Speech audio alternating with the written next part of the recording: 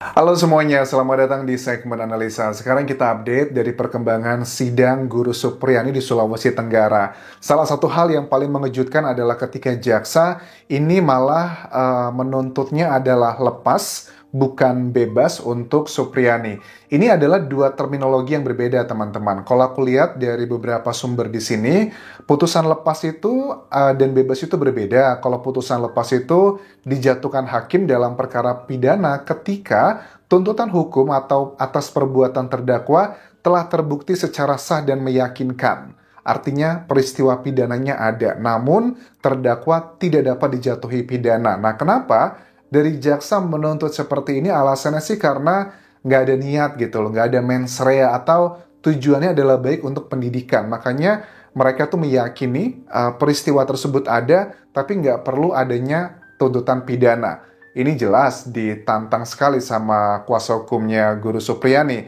Nah, tapi kalau perbedaan putusan atau tuntutan lepas dan atau tuntutan bebas ini, bedanya adalah begini teman-teman, ada dua hal.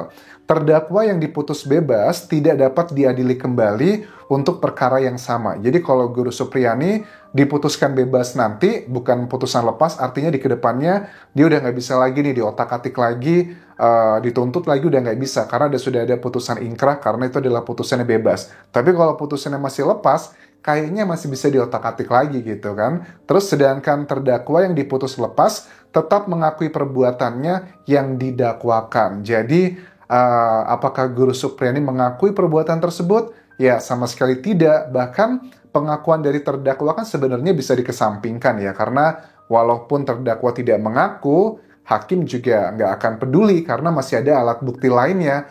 Alat bukti dalam dunia hukum ada 5. Ada keterangan saksi, keterangan ahli, keterangan terdakwa, petunjuk, dan juga surat. Dan dibutuhkan 2 alat bukti untuk menentukan satu hal itu adalah fakta. Nah, kita bahas alat bukti yang menurut aku sudah sangat meyakinkan Guru Supriyani tidak bersalah. Pertama, dikatakan Andri Darmawan, kuasa hukum dari Guru Supriyani. Ada 8 saksi yang dihadirkan dari JPU, 3 saksi anak, dan juga 5 saksi dewasa. Nah, 2 di antara saksi dewasa tersebut adalah orang tua dari korban yang inisial D tersebut usia 7 tahun. Dan mereka kan tidak melihat dan juga mendengar peristiwanya secara langsung. Artinya keterangan mereka tidaklah terlalu kuat. Apalagi pada saat putranya mengadukan tentang apa yang diklaim katanya dilakukan Guru Supriyani, itu kan beberapa hari kemudian, bukan di hari hanya. Itu jelas sangat janggal. Ada saksi lagi dari guru di lokasi kejadian, ada 2 saksi guru, salah satunya adalah Lilis, wali kelas dari korban. Dikatakan di sini bahwa pukul 8 sampai 10 pagi tidak ada peristiwa pemukulan tersebut karena dia yang mengajar. Memang diakui sempat keluar bentar, hanya sekitar maksimal 10 menit, karena dia jam 9-an itu pergi untuk ngisi absen. Dan itu nggak sampai 10 menit. Dan kenapa dikatakan pukul 8 sampai 10? Karena ini berkesesuaian dengan keterangannya korban, ataupun juga saksi yang masih anak-anak tersebut. Ada 2 saksi anak yang sebenarnya saling bertolak belakang. Yang pertama bilangnya begini, katanya dia ngeliat temennya dipukul itu jam berapa itu? Sekitar setengah 9 pagi. Yang satu lagi bilang katanya dia ngeliat katanya jam 10 pagi. Padahal menurut keterangan Andri Darmawan, jam 10 pagi itu murid-murid SD sudah pada pulang semua. Artinya dari kedua saksi tersebut aja udah jelas tuh. Jadi kalau keterangan manusia udah nggak bisa lagi di-rely, nggak bisa lagi menjadi patokan, ya kita coba seperti keterangan dari Kapolri kan ya, Jenderal Listio Sigit yang bilang harus berdasarkan scientific atau data ilmiah. Jelas dari dokter forensik mengatakan dengan tegas pada saat dihadirkan, luka yang dialami oleh korban itu nggak cocok dengan sapu yang ditunjukkan sebagai barang bukti. Karena apa? Hasil visum menunjukkan bahwa itu bukan karena pukulan sapu, tapi gesekan dengan benda yang permukaannya kasar. Bisa aja kayak batu mungkin, atau bahkan kayak ranting, kayak apa, ranting-ranting di sawah. Waktu aku zaman kecil dulu ya di Lampung juga gitu kan ya. Ada kena blaret-blaret, kemudian tiba-tiba malah membengkak, kesannya kayak kena kebakar gitu. Itu kan juga ada. Nah, dugaannya sih karena dia kan main-main di sawah. Nah, mengarahnya adalah ke sana. Secara logika aja, kalau memang betul ada peristiwa tersebut, dengan luka yang seperti itu, pasti si anak itu bakal teriak. Tapi kan ternyata tidak ada tuh peristiwa tersebut. Dan satu lagi bahwa lokasi kantor dari bapaknya korban, seorang anggota polisi, itu kan berada di depan SD tersebut. Kenapa dia nggak lari begitu aja? Kan sangat janggal sekali, teman-teman. Ada keterangan dari Koordinator Komisi Yudisial Perwakilan Sulawesi Tenggara, Hariman mengatakan begini, kami dari awal sekarang sudah memastikan untuk mengawasi kasus ini di persidangan karena sudah menjadi perhatian publik. Yang dipastikan adalah menjaga kehormatan hakim dan tidak ada intervensi dari pihak siapapun di persidangan. Kami tidak bisa komentari proses persidangan karena ini bisa dikategorikan sebagai intervensi. Jadi menurut aku bahwa suka nggak suka sih, kayaknya memang dari pihak jaksa, karena kan yang oknum-oknum diduga ada terlibat dalam permainan uang yang 50 juta, 2 juta, terus berapa ada berapa belas juta lagi, kurang lebih adalah uang-uang seperti itu. Dugaannya bukan cuman kepada sejumlah oknum polisi, tapi juga ada dugaan ke oknum kejaksaannya juga. Dan kita sudah ketahui bahwa dari pihak kepolisian, Kapolri sudah mengeluarkan surat yang nota atau memo kepada bawahannya untuk melakukan pencopotan kepada Kapolsek dan juga Kanit Reskrim. Ini bukan PTDH ya, bukan pemberhentian dengan tidak hormat, tetapi hanya dicopot dari jabatannya Kapolsek dan juga Kanit Reskrim. Biasanya sih akan dialihkan ke Yanma gitu. Yanma itu ya tugasnya cuma ngurusin kayak operasional keseharian aja, ngurusin kayak misalnya bersihin kasur, mesen makan, hal-hal yang sifatnya domestik lah. Itu biasanya kalau anggota polisi kena dicopot jabatannya, biasanya dialihkan ke sana, teman-teman.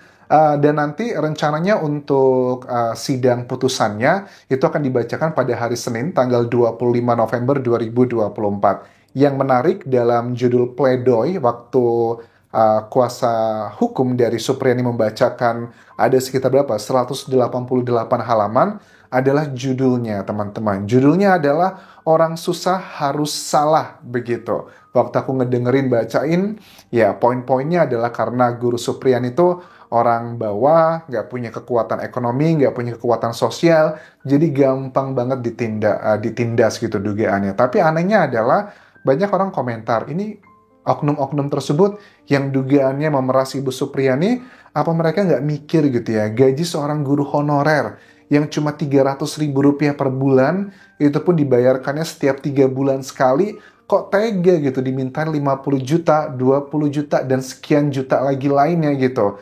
Makanya waktu ada keterangan dari mantan Wakapolri, Pak Ogo Roseno bilang begini, bahwa ini kayaknya ada oknum, nggak bisa dikatakan bahwa semua anggota polisi atau jaksa seperti itu ya. Ini hanyalah oknum-oknum saja.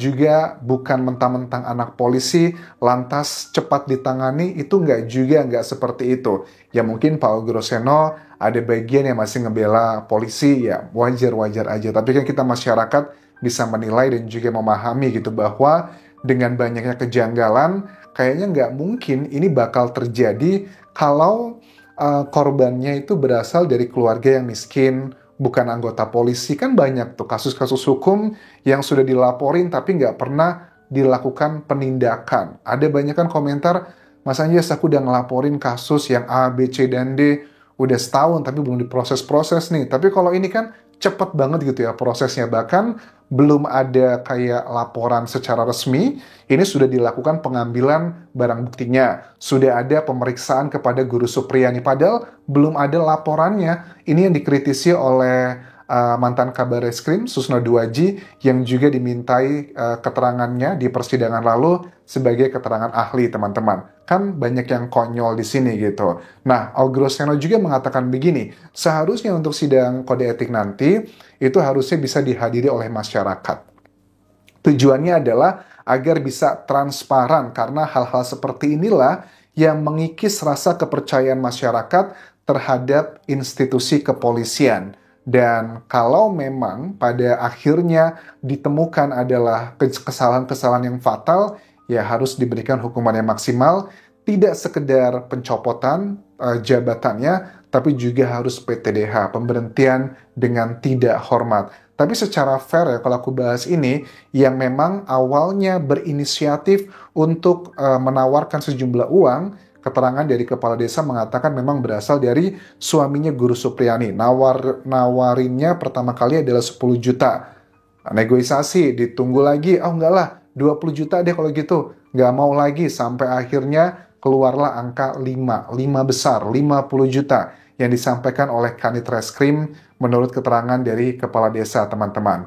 Kemudian juga dari beberapa hal ini, Guru Supriyani juga memang dia kelihatan tertekan banget, teman-teman. Pada saat dia hadir di persidangan, dia kan mohon maaf ya, ada banyak yang bilang, Anjas, ini aku nggak bisa mengeneralisasikan ya. Dulu waktu aku sempat mengajar di salah satu kampus di Indonesia, ada kegiatan gitu ya dengan beberapa institusi dan mengundang guru-guru SMA gitu ya yang berada di kawasan tertentu gitu. Terus aku bilang tanya sama rekan kerjaku, kita ada beberapa hal yang mau dibahas lebih detail.